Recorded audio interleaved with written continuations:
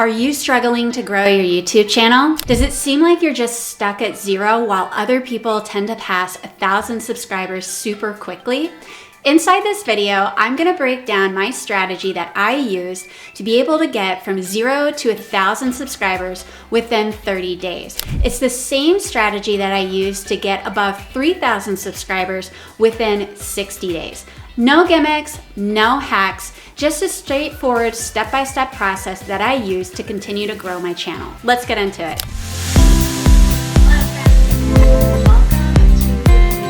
Hey everyone, and welcome to my channel. My name is Jennifer Fellon. I am a career strategist and leadership expert here to help you bridge the gaps of where you are to where you want to be inside your career.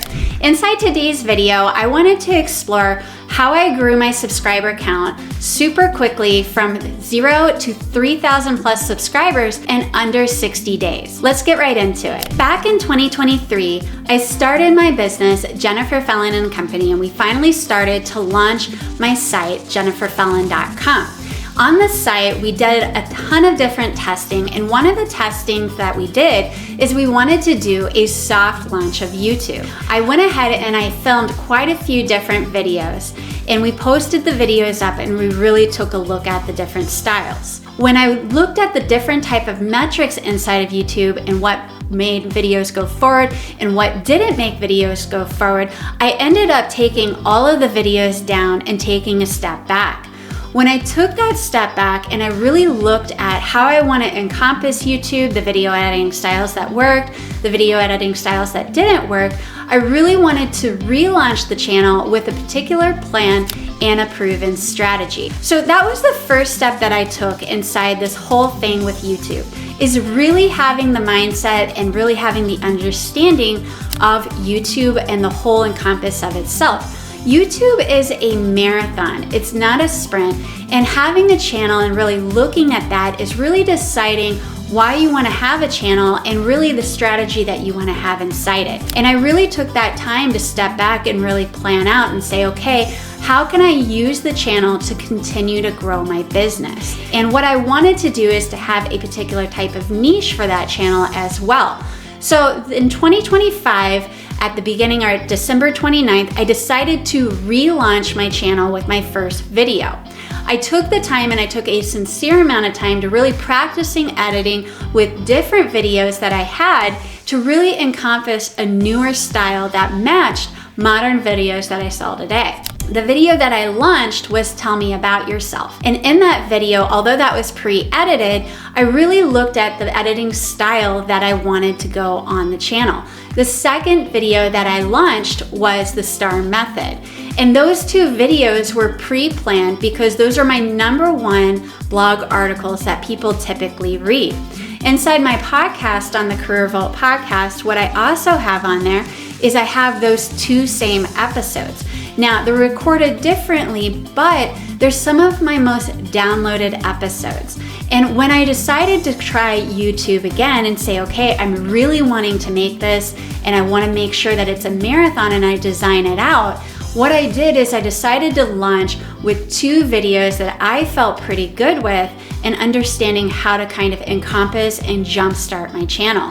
Now, when I launched Tell Me About Yourself, and even today, that's one of my stronger videos, and that video on average still produces a lot of views for me, which lands me around about 5,500 views as this video is being recorded. Daily, that video tends to generate about 25 to 50 views per 48 hours, which is pretty good for a really small channel. But when we talk about the mindset of YouTube, we want to talk about first understanding, pre-planning your channel, and really deciding if you're going to make this for the long haul.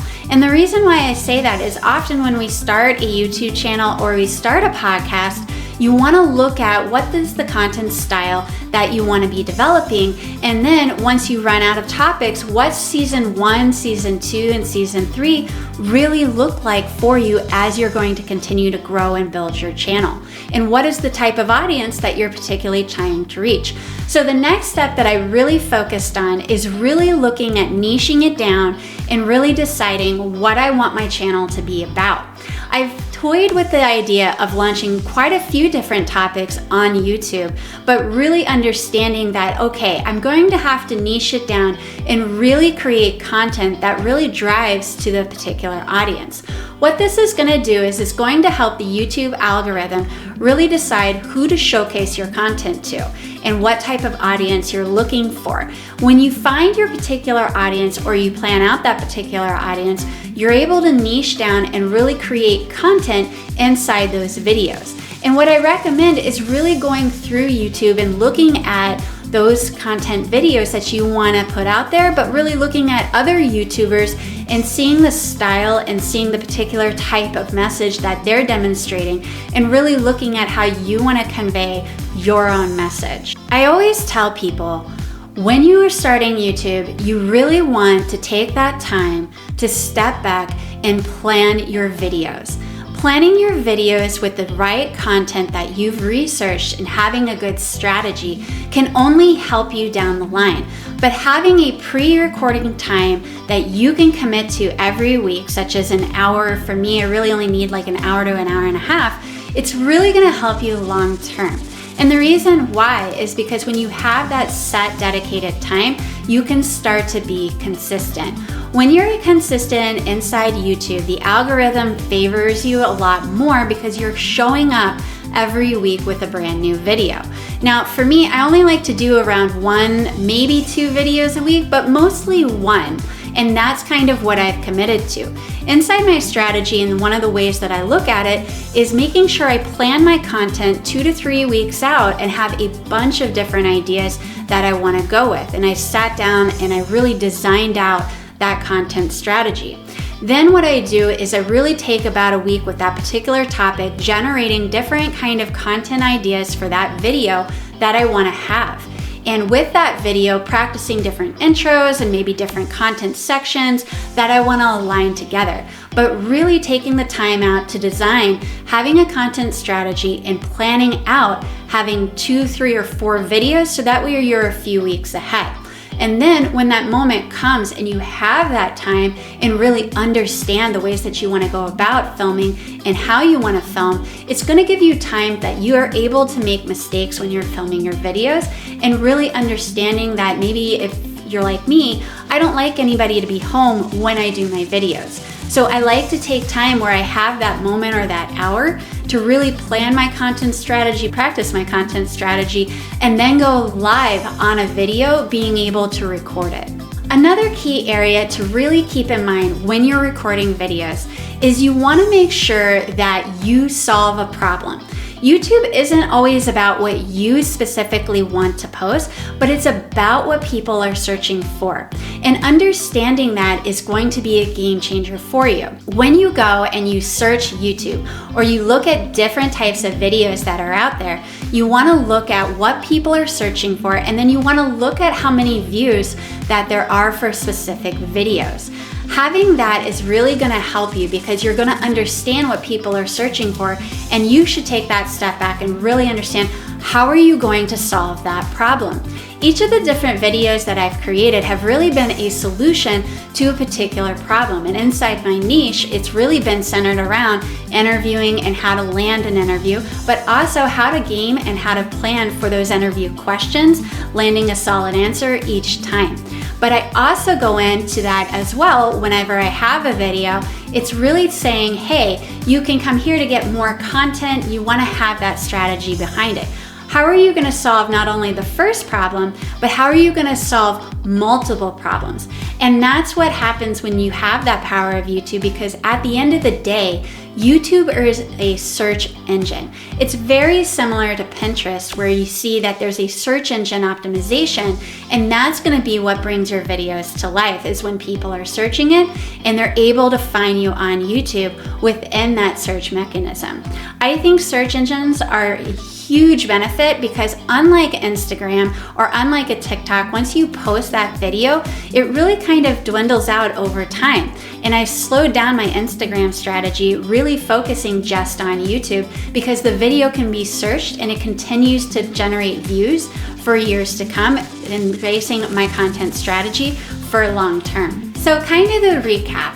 Whenever you're planning YouTube or whenever you're using a solid strategy, you really want to look at what search-based content are you going to have to really solve a problem. And then really looking at those things that can help out the people who are watching your videos. What's popular on YouTube right now is tutorials or how-to videos really do a lot for people on being able to head at home. But also looking at different trends and different challenges that they have on different channels can really help you style out your own particular message. Now, one thing that I always encompass with everybody, and even when I talk about public speaking, and that's some stuff that I teach, I really help people understand, like, whenever you go out to have a speech or you have a video, you really need to look at finding your own voice. And everybody has their own voice. They have their own specific style. So whenever you're on a camera, you always want to encompass it where you're having your own style, you're having fun, and you are who you are authentically, because that's going to help you relate more to your audience. Now, the last thing that I've focused on with my strategy is really thumbnails and titles. Making sure that your thumbnail demonstrates or you have a title for your brand. I've seen these go a few different directions. So as long as your title is what people are searching for and you use SEO optimization and you really use different tools that are out there that can really help you out and understand what people are searching for, and is this a high search volume topic or is it a low search volume topic, and what's the optimization level, can really help you go forward. But then also really looking at your thumbnails. Each thumbnail that you create is kind of like a mini billboard for people to be able to click through. So when I make thumbnails or I look at the different thumbnails that I want to create, I really want to look at what works for that particular title, and I really go into YouTube and I search and I look at what's trending right now. There's a lot of different types of trends that happened even just a year ago that are very different to today's type of thumbnails that people click through. But you also want to look at maybe embracing your own style with thumbnails. A lot of YouTube channels have a lot of different types of thumbnails that really encompass who the creator is, and they really encompass the channel at itself. And when you have a loyal audience, whether it's 1,000 subscribers, whether it's 3,000 or 100,000 subscribers, a lot of the time, as long as the title is engaging and maybe the thumbnail can fall a little bit flat, they'll still click through anyway if it's going to deliver on what the title says it's going to deliver. And that's another key point to remember as well. A lot of the times when I used to watch YouTube, I took a little bit of time off because when you would click through a video, it would take that content creator forever just to get to the point, or the point that they promised on the thumbnail wasn't anywhere to be found inside the video because they ended up rambling. You want to make sure you take the time out to design out the video so that you have a point and that it lands home for the viewer, thus allowing them to get a good amount of content received, which is also going to boost your watch time, helping you get monetized. Another way to help out YouTube and your growth is really to engage with your audience and making sure that you respond or leave comments that they can take actionable steps upon. Having comments on your channel or engaging with your audience only is going to help you move forward. And what I found, even though not many people tend to comment, or if you do have a niche where there's a lot of comments, you want to make sure that you respond to them in any way, shape, or form and be able to show that you're communicating with your audience. That creates a stronger engagement and it creates a stronger tie to you and your channel. Now, over the past year when I did my first launch versus my second launch for YouTube, one thing that I've experimented a lot with is YouTube Shorts. Now, I've seen Shorts really help you out when it comes to getting views on a channel, but I haven't seen the same success rate as I would with long form content. And what they're starting to see out there is, although Shorts can help you grow and it can help you get more views, what I've noticed over the platform is really it's the long form content that's helped me build my subscriber rate.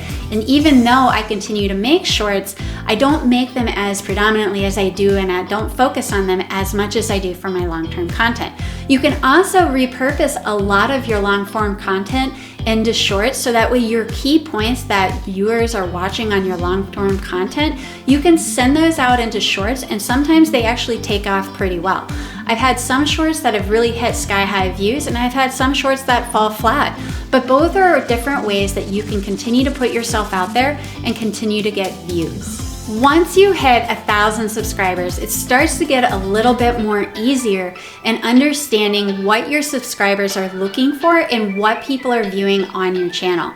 As long as you continue to commit to that one video a week, or really putting it out there to 1 to 2 a week, your channel is going to continue to grow and you're going to continue to get views on the algorithm. I always tell people you want to be consistent and you want to continue to feed a social media platform, but getting the first 1,000 subscribers is really going to help you because you can deep dive your analytics and really understand what is working for you, what separates you, and what's really honing in on your niche. All right, that's it for this video. Between now and my next video, you're welcome to travel to my site, jenniferfallon.com, where I host a tremendous amount of content helping you bridge the gaps of where you are to where you want to be inside your career. You're welcome to check out my podcast, the Career Vault Podcast, as well as you're welcome to sign up for my free on-demand masterclass, A Pathway to 100K. I look forward to seeing you next time. Take care.